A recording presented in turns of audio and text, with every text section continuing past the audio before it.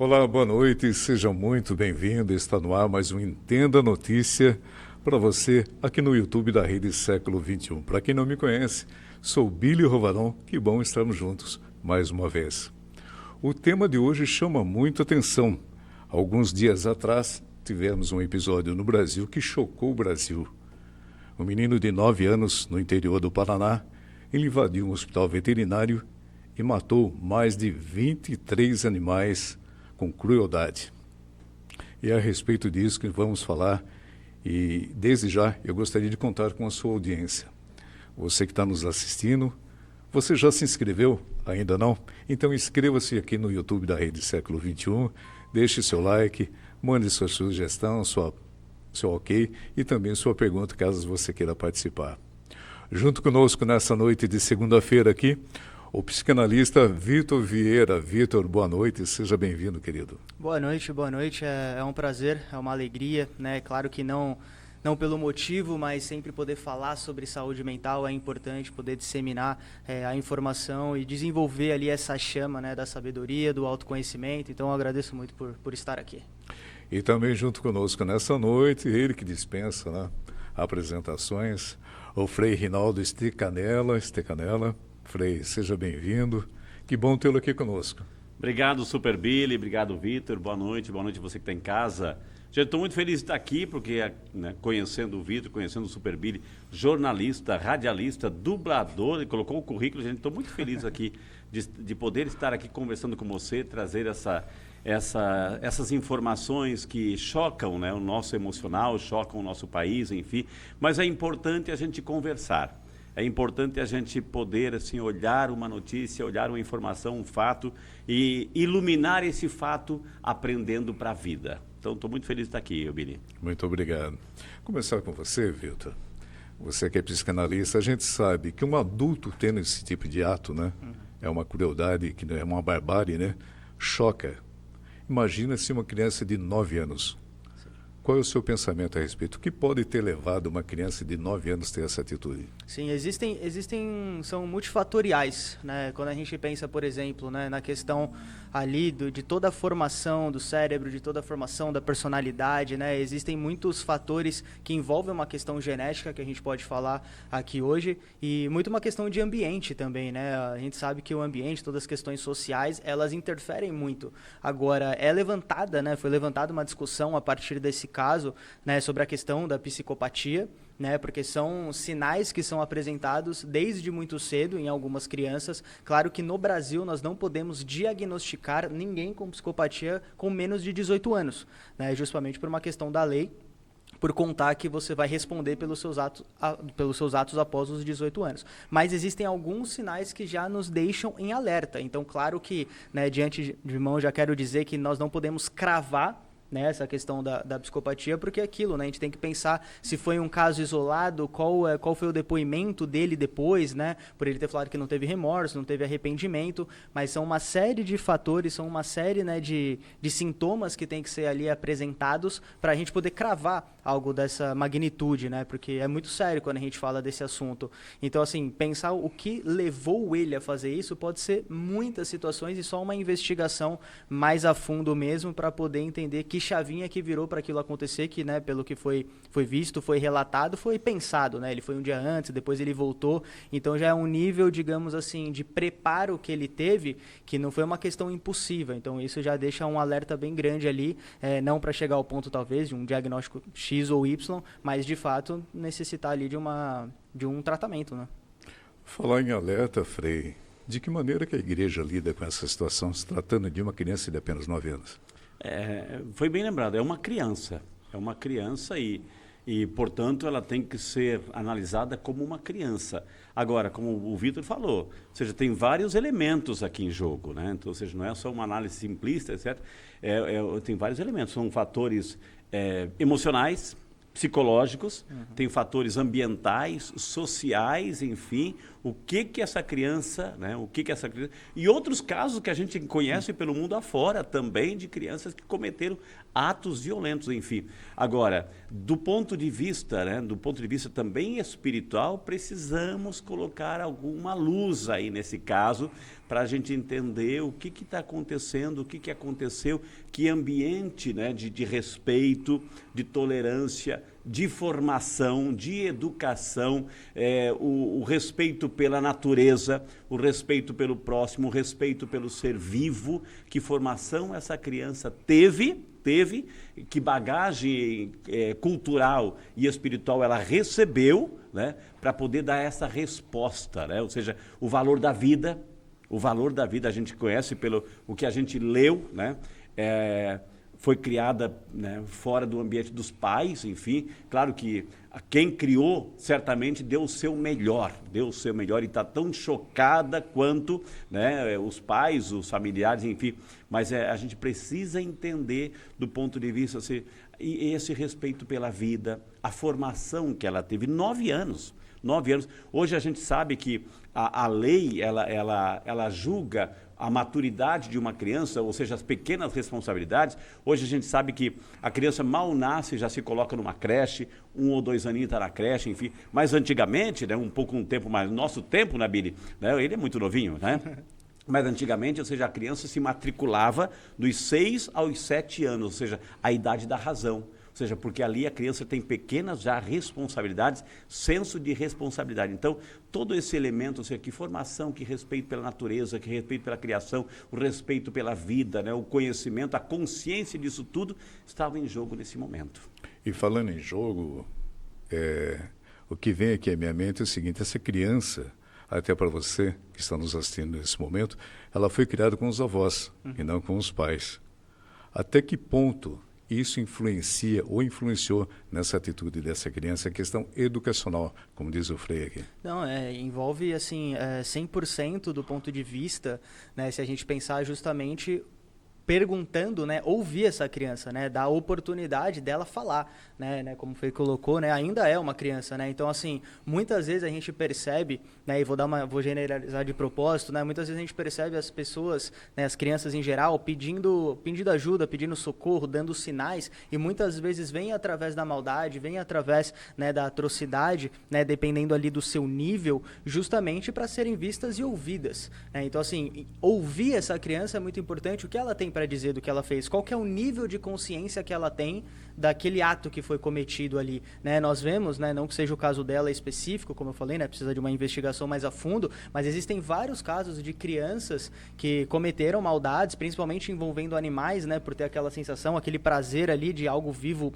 né, você matar, e hoje são adultos funcionais, porque aquilo foi tratado, aquilo foi, digamos, colocou nome para aquele sombrio dentro de nós, né? Todos nós temos um lado sombrio, né? Não só a psicanálise, como outras linhas também, né? Da psicologia, enfim, da ciência, da psiquiatria, vai buscar estudar isso em nós, né? Esse sombrio que muitas vezes, se a gente não trata, isso acaba dando vazão. Então, justamente, né, a terapia, o tratamento psicológico vai servir para isso. Por exemplo, se você pegar pessoas, né, que sofreram bullying ou crianças que sofrem bullying na escola, que é um problema, é uma realidade, eu sempre digo, né, precisa de tratamento tanto quem sofre, tanto quem pratica o bullying também, porque um sinal está sendo dado ali.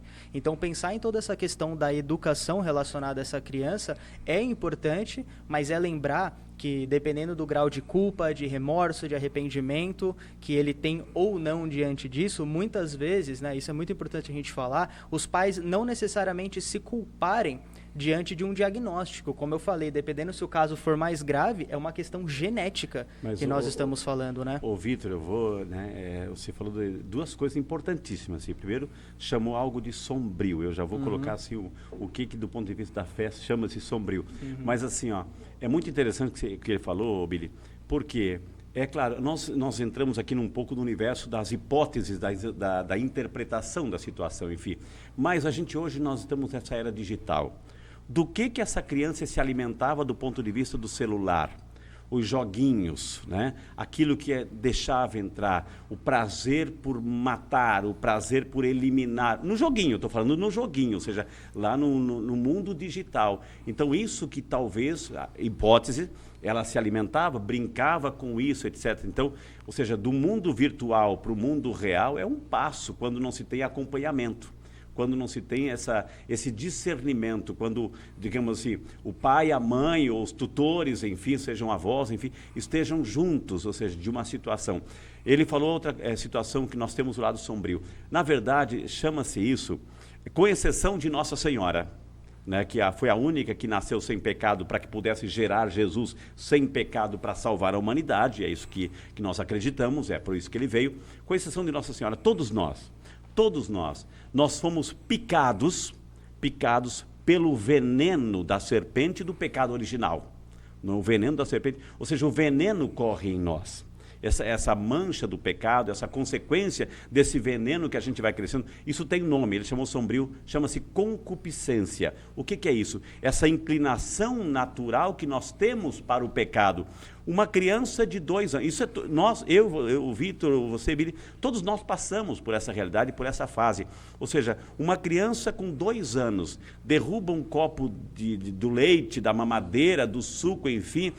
Quem derrubou? Não foi você? Não. Ou seja, foi o vovô, foi a mamãe. Ou seja, eu já estou negando, culpando o outro, tirando a culpa de mim, colocando no outro, e vou insistir nisso. Ou seja, então essa tendência natural que a gente tem de esconder, de mentir, esse lado que a gente vai crescendo com essa concupiscência, com essa inclinação, isso vai aumentando. Se não houver um controle, se não houver um acompanhamento, quando eu falo controle, um acompanhamento, um discernimento para ensinar, não foi o vovô. Quem derrubou? O que a gente faz? A gente brinca com a situação. Ô vovô, não derruba mais o copo para o menino, viu? Para a menina. Viu? A gente brinca colocando, ou seja, eu estou dando motivo para ela continuar nesse joguinho. Então, assim, não foi vovô, foi você. Papai e mamãe não vai brigar com você, não vai bater, mas foi você que derrubou. Então, ou seja, ensinar a essas pequenas responsabilidades, para quê? Para que essa inclinação, essa concupiscência, esse lado sombrio, possa ser adestrado, administrado e tomado consciência dentro de nós. Esse lado sombrio me chamou a atenção em dois aspectos, Frei, e também para você. Primeiro, a questão da falta da educação religiosa dentro de uma família. Essa falta de orientação, uma vez que esse menino de 9 anos, talvez pela falta da questão da avó, adentrar numa igreja, tá? Essa recomendação. E segundo lugar, que é muito importante, no qual o Vitor falou a respeito, que é a questão da escola. Em que momento esse menino ele pode estar passando por uma questão de bullying e essa informação não chegar até a família? Ele guarda para si próprio.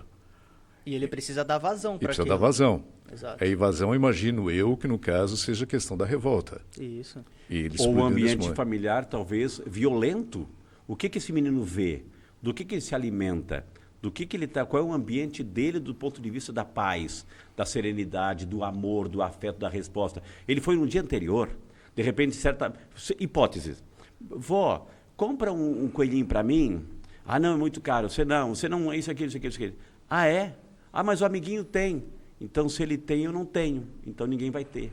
Aí entra naquele universo que depois da vida adulta, aqueles crimes passionais que a gente vê, se não vai para mim, não vai para ninguém. Ou seja, então, essas consequências todas que se vive com essa realidade. E essa criança da questão da educação, ela está marcada.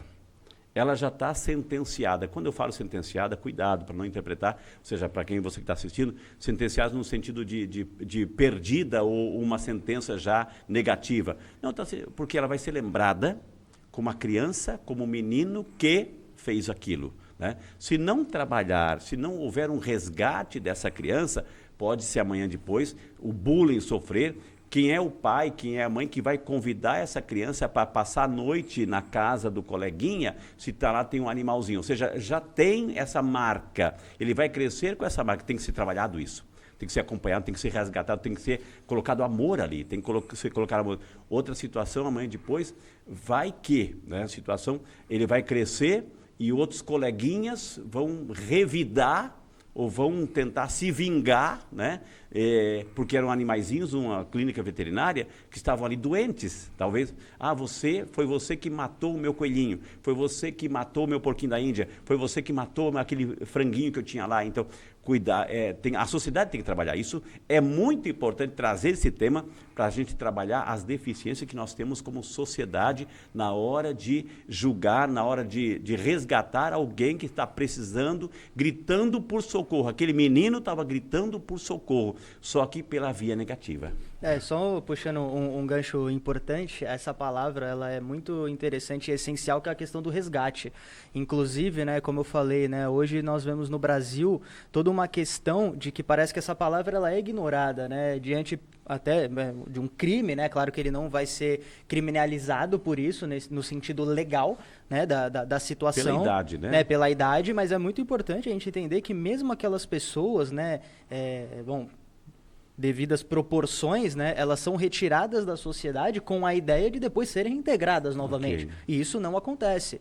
Então, se nós pensarmos nessa questão, né, que eu concordo, né, dela ter sido marcada, mas é importante, né, que dê tempo dela justamente buscar esse tratamento para ela tomar consciência do que ela fez, buscar os limites que vão ser necessários ali pelo responsável, pelo terapeuta, pelo profissional, de que dá tempo, né? Do ponto de vista da sociedade, né, da oportunidade, a chance, enfim, do ponto de vista da formação dessa criança, né, do resgate, do acompanhamento, né, é para que ela entenda-se que a vida tem um valor. Sim. Que a criação tem um valor. Trabalhar, você falou do ponto de vista religioso, né, você trabalhar em casa o valor da criação. É dom de Deus, um animalzinho é Deus que deu, né? Deus que fez para a gente brincar, para a gente se alegrar, para sustentar, enfim, para o respeito à natureza. Então, o respeito pela criação, essa casa comum que nós temos, que o Papa Francisco, aquela linda encíclica, o Laudato Si, ou seja, louvado seja por essa casa comum que a gente tem. Então, trabalhar esses valores na criança, o respeito pela vida. Ou seja, nesse momento, olhando agora friamente o evento, a notícia, o fato, ou seja, a vida para essa criança vale muito pouco, que pode ser a vida dela vale muito pouco também. Então, para ela tirar a sua ou para tirar de alguém, né? Então é muito simples. Então, ela precisa ser resgatada, ser trabalhada, o valor da vida nela, que a vida precisa ser guardada, respeitada, valorizada. Não importa se é de um coleguinha, de um animal, ela precisa ser resgatada, porque a vida é dom. É um dom e todos merecem viver, né? Quando nós falamos em resgatar, Frei, eu entendo que as primeiras opções são, primeiro, um profissional, um psicanalista; segundo, se ausentar daquele local onde ele estava, porque, como o senhor mesmo disse, ele está sendo marcado. Ele está rotulado. Está rotulado. Então, seria interessante uma família que mora em uma outra cidade vir acolher essa criança e, principalmente, o que a igreja pode fazer por essa criança nesse momento? Trabalhar, resgatar os valores, os princípios da vida, os princípios do amor, da compreensão, do dar a oportunidade, lembrando aquelas palavras de Jesus: quem não tiver pecado, atire a primeira pedra. Ou seja, por mais que não seja este pecado, mas a gente também tem a gama do pecado, a concupiscência está em nós, as mentiras, os maus exemplos. Quantas vezes talvez essa criança ouviu do pai, da mãe, do vô, da avó, dos coleguinhas, mentiras, etc. Certamente, quantas vezes talvez ela viu alguém dando chute em cachorro, chute em isso aqui lá, ela cresceu vendo isso, né? Sem esses limites, sem pegar essa situação feia e trabalhar. Isso não pode, netinho, isso não pode, isso é feio, mas de repente, quando ela não teve esse limite, essa formação, essa consciência de base, né? Então não teve essa base, então as consequências são alarmantes. O Vitor falou de uma situação, a sociedade às vezes assim, ela custa a dar oportunidade e é muito mais fácil julgar. Eu vou lembrar uma situação que eu vivi, né? Eu morava em São Paulo e fui chamado, era pároco em São Paulo, no Ipiranga, e aí fui chamado numa situação, né? Foi muito hilária no primeiro momento, porque tinha né? Eu vou citar nomes aqui, o Datena estava apresentando o Brasil Urgente, enfim, e de repente eu fui chamado porque tinha um cidadão no 13º andar, sentado do lado de fora da janela, que ia se atirar por uma questão amorosa. A mulher havia, né? Enfim, ele ia se atirar. Ele estava lá disposto a se atirar. tinha aquela equipe dos policiais preparados para assaltarem do lado de cima, e eu fui chamado do lado de baixo, porque ele frequentava a igreja, portanto era uma pessoa religiosa, eu estava dentro do território da minha paróquia, e eu estava do lado de fora, o torcicolo, tanto olhar para cima e falar para o cidadão valores, princípios, e de repente, e lá está o helicóptero, né, o helicóptero do programa do Datena ali, mostrando, olha o padre, e o Datena reportando, olha o padre tentando convencer, isso ao vivo, né? E aí o helicóptero mostrava o cidadão, mostrava isso aqui, mostrava o policial, e, enfim, aquela cena, aquele circo, e de repente começou a aglomerar tanta gente embaixo, e adivinha a reação das pessoas? A gente fazendo um esforço enorme, do ponto de vista espiritual, do ponto de vista humano, para fazer com que essa pessoa desistisse desse ato de tirar a própria vida, tentar. E embaixo, adivinha qual era a reação do povo?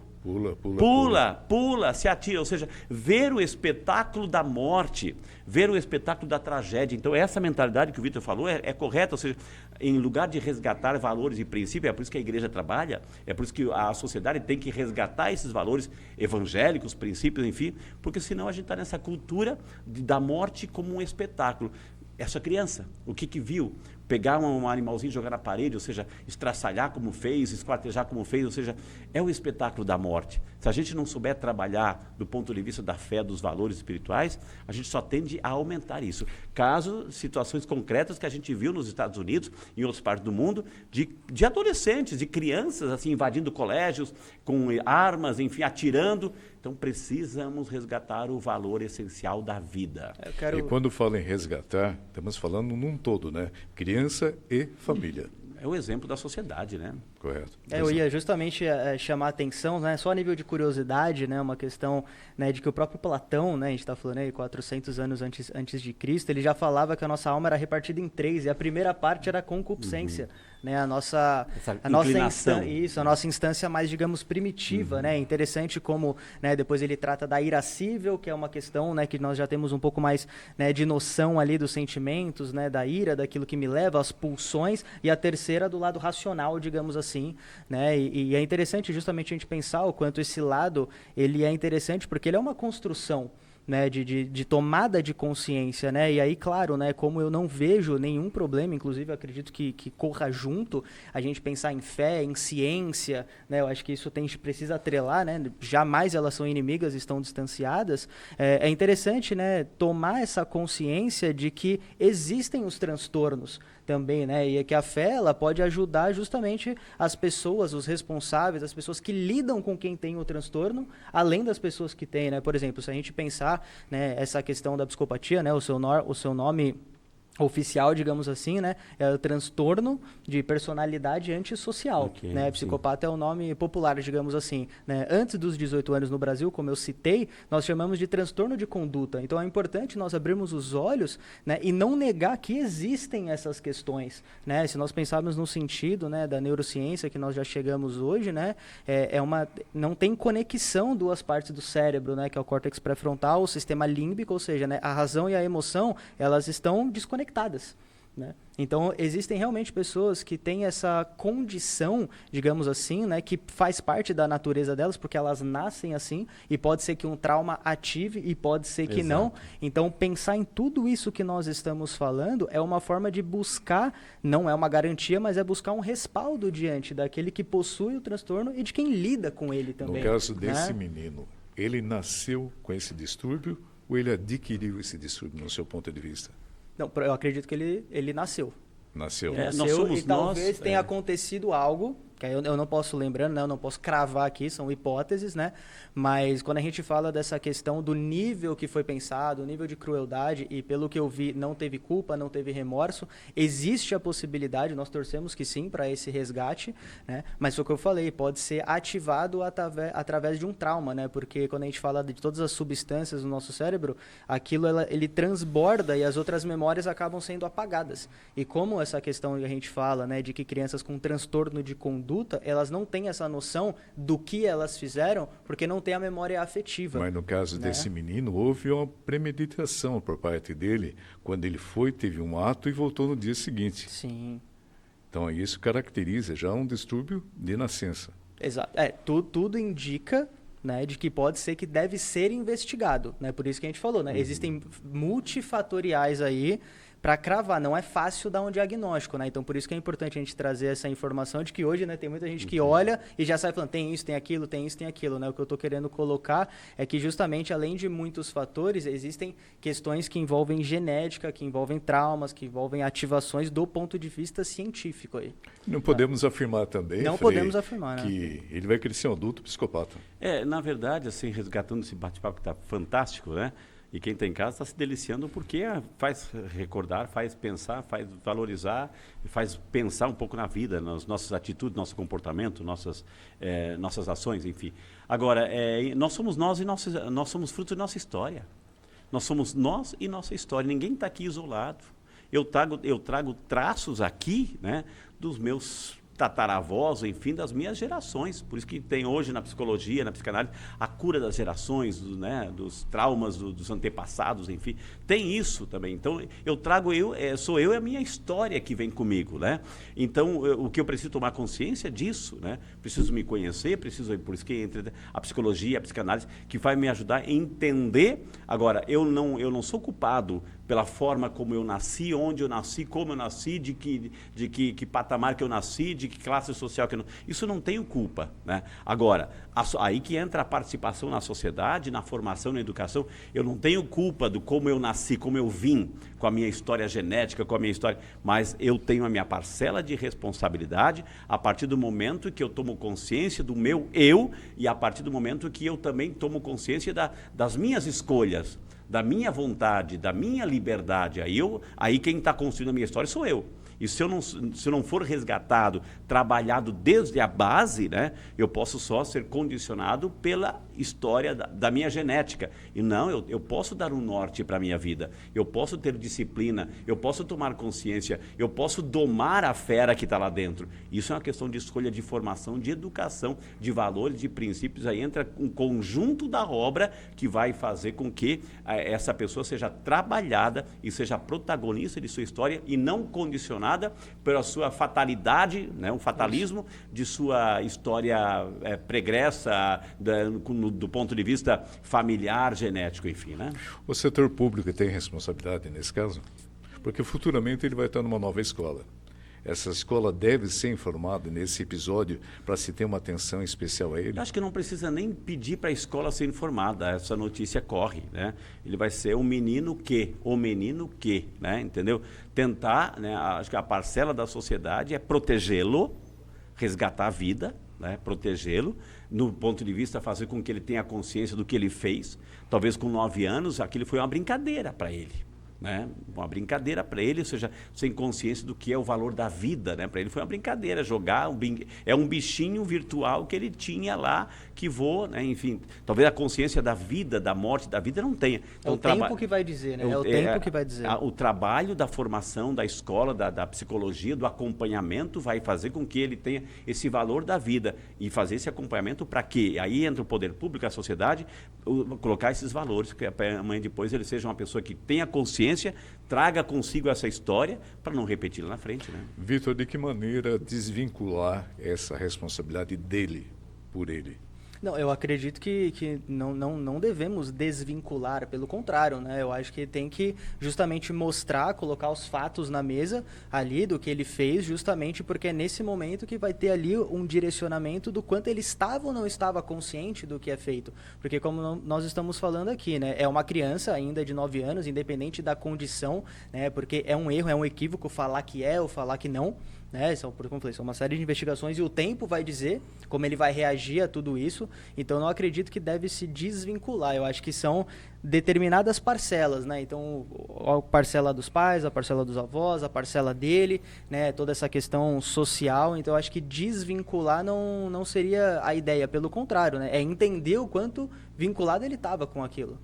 No início do nosso bate-papo, você falou a respeito dos sinais. Uhum. De que maneira que o telespectador, o pai, a mãe, o responsável por uma criança que está nos assistindo nesse momento, como que ele pode obter esses sinais? De que maneira são esses sinais? Assim, quando a gente fala, né, para ficar de olho, né, justamente essa questão, né, o prazer em ver a dor do outro, né, seja do ser humano ou seja de um animal, o prazer em ver a dor, o prazer em causar dor, não sentir culpa, nenhum remorso, nenhum arrependimento, ter muita dificuldade em seguir regras, né, não ter nenhuma noção de hierarquia, isso de uma forma intensa e por um longo período. Porque como nós falamos, né, toda criança tem a sua rebeldia, toda criança, né, a partir da concupiscência, né, esse lado nosso mais primitivo já tem essa dificuldade. Então, claro, né, tem muitas questões de como ela vai sendo moldada ali, mas isso de uma forma intensa, junto e a longo prazo, já é uma questão ali de nós ficarmos de olho nisso. Frei, de que maneira que a igreja trata as doenças mentais das pessoas que ali são? A igreja trata com toda a dedicação que ela merece e com a ajuda de profissionais, né? Ou seja, terapia, se é psicólogo, psicanalista, ou seja, dessas ferramentas hoje que a ciência ajuda, né, a compreender, a ter essa saúde mental, essa saúde emocional, sempre iluminada, claro, por esse resgate, pelo valor da pessoa, né? Pelo valor da pessoa, para não ser rotulada, para não ser excluída, para não ser, do ponto de vista, judiada, né? Pela sociedade, rotulada por uma sociedade que hoje é a mentalidade do Big Brother, ou seja, vamos eliminar. Hoje a mentalidade é vamos eliminar, e a igreja não é, ou seja, vamos incluir. Cristo não deixou ninguém de lado, ele incluiu todos, ou seja, resgate todos, ou seja, então do ponto de vista, usar as ferramentas hoje que a ciência, né, a ciência tem e que leva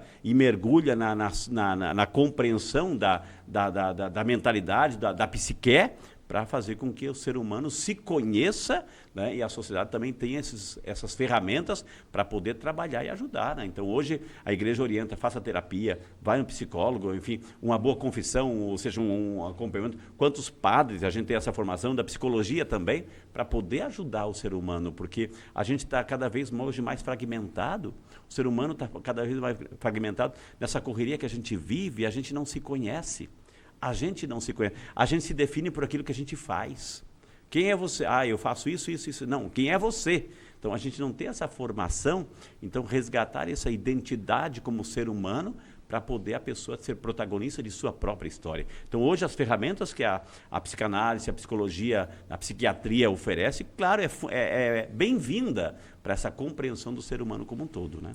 Esse tratamento é feito com a criança, com a família e também com a escola? Sim, sem dúvida, né? Sem dúvida, né? Claro que com a escola já fica um pouco mais complicado ali, né? Porque justamente entra uma questão aí do poder público, né? Sendo escola particular, escola do Estado, então tem uma série de detalhes que vai ditar, mas o tratamento tem que ser feito com a família e com, né, a criança em si, né? Como eu falei, não pode ser diagnosticada, então dependendo ali da condição que ela tiver, o tratamento vai ser muito mais direcionado para quem convive do que para a pessoa em si.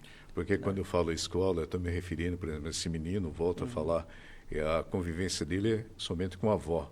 Sim. Quer dizer, imagino que a avó não sabe se esse menino tem amiguinhos na escola. Quer dizer, possivelmente esse moleque não deve ser o tipo de pessoa que ficava falando seu cotidiano com a avó, né? Então, os avós estão sofrendo, os pais estão sofrendo, a cidade está sofrendo, enfim, todos estão marcados por essa realidade. Ou seja, então, precisa-se de um trabalho coletivo aí, né? De um trabalho de resgate, um trabalho de consciência, não de rotulação, não de julgamento, não de condenação, né? Não de sentenças, mas, acima de tudo, de resgatar uma criança que, infelizmente, por N situações, N motivações, cometeu essa situação por consciência, por brincadeira, por isso, aquilo, mas ela precisa ser trabalhada, a família precisa ser trabalhada, respeitada, porque a família também está rotulada. O filho do fulano, o neto do fulano, o neto então, também estão sofrendo as consequências, ou seja, nenhum ato é isolado, né? A gente tem as consequências, né? E um ponto só importante levantar dessa questão, né, de que a escola, eu acredito que deve saber, enquanto, né, diretora, coordenadores, coordenadoras, né, mas não necessariamente os alunos, né, dependendo ali do acompanhamento que ele tiver, né, do que o profissional de saúde mental ali vai estar também informando, né, da evolução ou não dele, do progresso dele ou não, principalmente porque a gente sofre de um sintoma hoje, né, há muito tempo, né, mas eu vou colocar hoje no sentido contemporâneo, que é justamente as pessoas que têm uma determinada condição serem elevadas, heroínas, heróis, né, então ganha filme, então todo massacre, toda crueldade, tudo ganha filme, e isso ganha uma expansão gigante gigante, né? E quando a gente pensa do ponto de vista, né, dos fenômenos que acontecem, essas pessoas são vistas como heróis, né? Ou como o anti-herói que nós falamos, né? Então, também é muito importante, né? E mais uma vez, né, eu estou falando como um todo, não de forma específica só dessa criança, mas porque se ela também chega na escola com esse status, para também virar uma chave e ela ter aquilo que nós chamamos de ganho secundário de, opa, peraí, então se eu continuar fazendo isso, eu vou chamar atenção. As pessoas vão ter medo, entende? Então, essa atenção que deve ser dado é muito mais no particular do que, apesar de ter já tornado público, mas proteger ela dessa reputação é importante. Porque senão ela cresce em cima disso. Você falou importante, Vitor, porque é uma cidadezinha, se eu não me engano, 7 mil habitantes, é pequena, né? Então... Porque muitas crianças, desculpa só te cortar, porque muitas crianças podem olhar e falar assim, nossa, olha a atenção que ele teve. Exato, vou fazer igual. Como um modelo, como inspiração. E vai virando. O ruim disso tudo, né? E a preocupação de tudo, você, de repente, assim, por você ter feito isso, aqui você não estuda mais. Aí começa a fechar uma porta aqui, uma porta acolá, uma porta acolá, e aí? Quem vai acolher, quem vai assumir o papel de educar, de resgatar, de valorizar? Quem? Se todas as portas estão fechadas porque ele foi rotulado, uma criança rotulada, excluída já. Como é que ela vai crescer? Né? Então pode ser, em lugar de resgatar para valorizar, para pegar a essência boa dessa criança e potencializar isso, pode ser o inverso também. Né? Pode ser o inverso. Né? Infelizmente, o pré-julgamento iniciou-se, né, com a grande mídia, né? A verdade é essa, né? Fez com que um país num todo se revoltasse junto a uma criança e uma família. Grosseiramente, cada caso é um caso, como disse o doutor aí. Qual que seria o tratamento indicado para esse menino de imediato? Sim, principalmente, como eu falei, né, colocar ele ali dentro de um ambiente, né, profissional, que eu digo, onde ele não se sinta julgado, né? Então, a profissional ou o profissional que esteja acolhendo, né, poder dar as ferramentas e proporcionar um lugar que ele entenda que ali ele pode falar sem ser julgado, justamente para entender qual que é a linha de raciocínio que ele tem, né? Num primeiro momento, dada a gravidade, realmente isolar ele, né, por um determinado tempo, que até a profissional ali vai entender qual é esse lugar para depois ele sendo reintegrado à sociedade, né? Mas principalmente um lugar para ele dar vazão, né? A gente sabe, né, o quanto, por exemplo, né, a arte, o esporte consegue dar ali um direcionamento, né, para aquilo que na psicanálise nós chamamos de sublimação, né? Então você pega um sintoma e dá forma para aquilo, buscar de outras maneiras que ele consiga canalizar essa maldade, esse sombrio, né, essa revolta, que ele talvez, essa tristeza que talvez ele tenha dentro dele e a gente não sabe de onde veio, né? Possivelmente a pergunta que o telespectador nesse momento está se fazendo é o seguinte: pergunta ao doutor, tem cura? Não. No caso dele eu não sei porque a gente não sabe o que é exatamente, né? Mas se nós já vamos avançar, porque eu acho que esse caso ele serve para dar luz, né? Colocar ali, virar esse holofote. Quando nós falamos, por exemplo, da psicopatia, não tem cura. Do ponto de vista científico, não há cura. Mesmo pelo lado errado, tudo a gente tira um aprendizado disso tudo. Com Frei, certeza, né? Qual a aprendizagem que a gente tira disso, Frei? Eu creio que faz alertar a sociedade, Billy, Vitor, que a gente tem tantas lacunas que a gente precisa trabalhar, que a gente precisa entender, que a gente precisa sublimar, que a gente precisa valorizar, né? Que a gente precisa, de fato, trabalhar do ponto de vista emocional, familiar, cultural, enfim, oportunidades, espaços, enfim, para fazer com que situações como essas não sejam imitadas, inspiradas, prazerosas, mas acima de tudo, né, do ponto de vista também do lado do humano, né? Por mais que assim de repente a ciência defina que não tem uma cura, mas tem controle. Quantas doenças, olha, não tem cura? A medicina hoje fala assim, um diabetes, enfim, uma situação, uma doença autoimune, não tem cura, mas tem controle. Tem controle, a pessoa pode, de uma doença lá que está instalada, pode morrer de outra coisa, mas não daquilo, porque tem controle, tem acompanhamento. Eu creio que é isso, né? Por mais que tenha assim, uma patologia, uma tendência, né, de uma psicopatia, enfim, mas tem controle, tem valorização, tem vida, tem um ser humano por trás disso, que não escolheu, que não pediu para estar assim, para nascer assim desse jeito. Então ele precisa ser dado a ele elementos, condições, ambientes para que ele possa ver o outro lado, para que ele possa respirar o outro lado.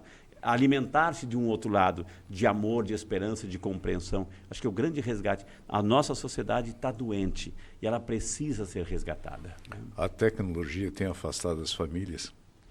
Tem, porque o diálogo, né? Você vê aí, hoje é muito triste em ponto de ônibus, em restaurantes, e dentro de casa, celulares, né? Hoje o mundo está na palma da mão, ou seja, antigamente a referência eram os nossos avós, que a sabedoria, por mais assim, de compreensão que eles tinham, enfim, mas a referência, hoje o avô e a avó, o pai e a mãe são ignorantes, porque eu não preciso mais perguntar, porque o celular me responde, eu tenho informação mais precisa, mais rápida e mais correta. Então, por que eu vou perguntar?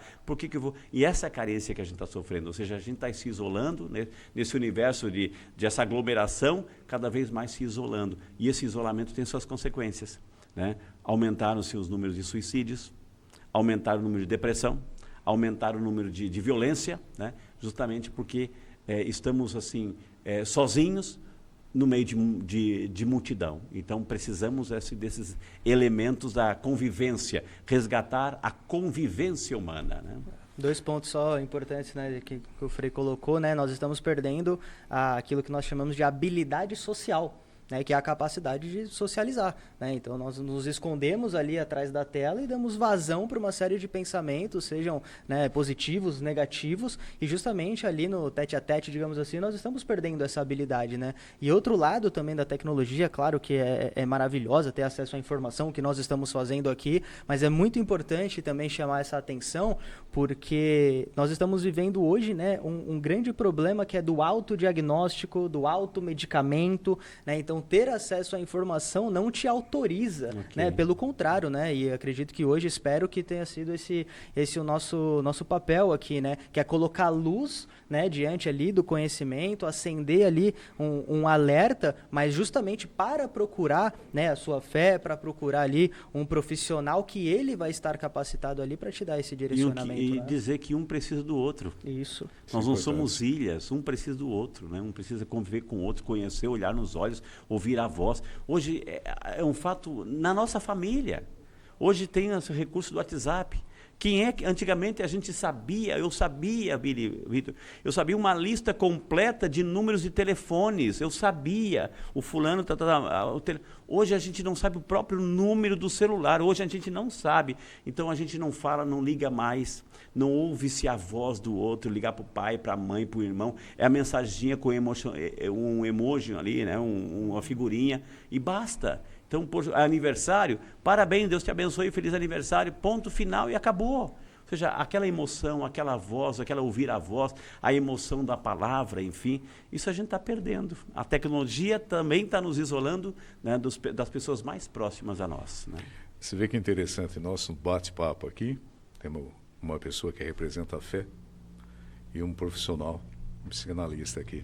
E tudo leva a crer numa coisa só, a falta da família. Esse menino é o maior exemplo para nós. Ele possivelmente mora com os avós porque houve uma separação dos pais. Esse não fica com ele não fica com ela. A avó assumiu... O filho é um peso. É um peso. A avó assumiu a paternidade e olha que loucura, né? A responsabilidade caiu toda sobre ela, como se ela fosse culpada do que aconteceu com esse menino, tal. Não estamos dizendo aqui que esse menino não tem cura, não é isso. Lógico, diante de um grande tratamento, como diz ele, ter a unificação da família dentro de um anseio da fé, do amor, da igreja, faz com que restitui, porque tudo é possível, né, padre?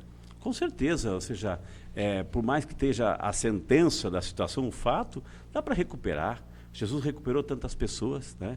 Maria Madalena, vai e não peques mais, quantas pessoas foram resgatadas, ou seja, temos que acreditar no ser humano. Quando a gente deixa de acreditar no ser humano, quando a gente deixa de acreditar no poder da família, que é a base onde a gente tem o direito de ir e vir, onde nos conhece, a gente, por mais que a gente possa na sociedade usar máscaras ou fazer um papel social, mas na família somos quem somos, e se tirar essa base da família, aí se perde tudo, né? Então a gente precisa resgatar esse papel da família, da fé, da espiritualidade, da ciência, usar isso como uma grande ferramenta que pode reconstruir o ser humano. Está fragmentado? Vamos reconstruir.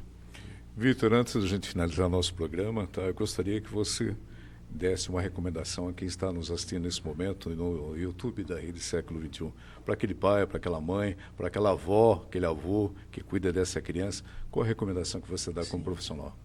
Primeiro, né, acredito que por mais que a situação, né, tenha sido alarmante, né, mas justamente manter a calma, buscar informação, né, e quando eu falo calma não é no sentido de inferiorizar aquilo que aconteceu, mas que de fato, né, existem caminhos, né, nós não chegamos num túnel onde não tem saída, existe uma luz, né, que é justamente, pode vir através da fé, pode vir através da ciência, dos tratamentos, enfim, né, mas existem caminhos para que a gente possa lidar com essas situações, existem várias ferramentas, né, que justamente elas existem hoje para nos amparar, né, diante de uma situação difícil. E principalmente eu gosto muito de uma expressão que inclusive o Kant, né, que era um filósofo, ele falava, que chama sapere aude, né, que significa ouse saber. Né? E claro, né, quando a gente pensa em sabedoria é difícil, né, porque existe um preço a ser pago do autoconhecimento. Né? Muitas vezes a gente prefere viver na ignorância por ser mais confortável, mas que no fundo não é confortável. Né? Então virar esse holofote para si mesmo é muito importante. Então quem esteja nos assistindo tem essa coragem, né? Porque lá na frente vai valer a pena. Frei, para a gente finalizar, queria aqui pautar aqui uma passagem bíblica que eu acho muito bonita, que tem tudo a ver com o que a gente está falando. O próprio Jesus disse, né? Vinde a mim todos vós que estão cansados e sobrecarregados, e eu vos aliviarei. Correto? Corretíssimo. Também faz lembrar tanta coisa bonita que o próprio Jesus falou, Billy. Quantas vezes devo perdoar? Quantas vezes devo perdoar, né, se meu irmão pecar? Ou seja, o poder do perdão, dar a oportunidade, resgatar, valorizar a família, valorizar a vida, trabalhar dentro de casa o respeito pela criação, que todo ser vivo merece respeito, merece o seu espaço. Ninguém está aqui para ocupar um espaço, ninguém é fruto de uma fatalidade, somos importantes, temos o nosso valor, valorizar o ser humano, resgatar a família, isso é importante, que cada ser humano conta, cada ser humano é importante, porque é filho de Deus. Amém. Vitor, estamos finalizando esse programa, quero agradecer a sua presença aqui. Um bate-papo muito gostoso, né, Frei? Demais, demais. A gente aprende, a gente cresce. E não ter medo de conversar essas coisas em casa. Porque às vezes a gente tem medo, tabus, preconceitos. Conversar sobre isso, trazer, não julgar, merece condenar. Não, não é isso. Vamos trazer, colocar luz aqui. Colocar a presença de Deus, a palavra de Deus, colocar a força da vida, né? Resgatar a vida, colocar luz nessas situações todas assim, porque tudo traz uma lição. Né? Amém. Vitor, muito obrigado pela sua presença. Espero contar com você no próximo programa. Eu que agradeço. Foi incrível, agradeço todos os ensinamentos. Sempre bom aprender, acho que essa troca é necessária e contem comigo. Frei Rinaldo, o que eu falar de você vai ser pouco. Não vou ter palavras para falar, para lhe agradecer por essa palavra de fé e mostrar a todos os nossos telespectadores aqui do YouTube, aqui, do Entenda a Notícia, que o principal é o amor, né? E parabéns, Billy, por trazer essas pautas, mesmo uma situação, como disse o Vitor Nice, a gente não está aqui para, né, poder falar de outros assuntos talvez mais prazerosos, mais bonitos, enfim, mas pegar uma situação que é da vida, né, uma fatalidade da vida, um caso da vida, para a gente colocar aqui uma lição para a nossa vida, o que a gente tem que fazer, o que a gente tem que se preocupar, sinais de alerta e o que a gente pode transformar a sociedade. Então, parabéns por essa iniciativa, por trazer temas, né, temas tão relevantes em pauta aqui. Então, parabéns de coração. Sou teu fã, viu? Eu sou seu. E lembrando que toda quarta-feira, às 7h30 da noite, aqui na Rede Século XXI, Coração de Maria, com a apresentação da pessoa simpaticíssima, nosso Frei aqui, Rinaldo. Pessoal, forte abraço a todos vocês, obrigado pelo carinho, Deus abençoe e até a próxima segunda, o Entenda a Notícia, às 7h da noite. Forte abraço e até lá.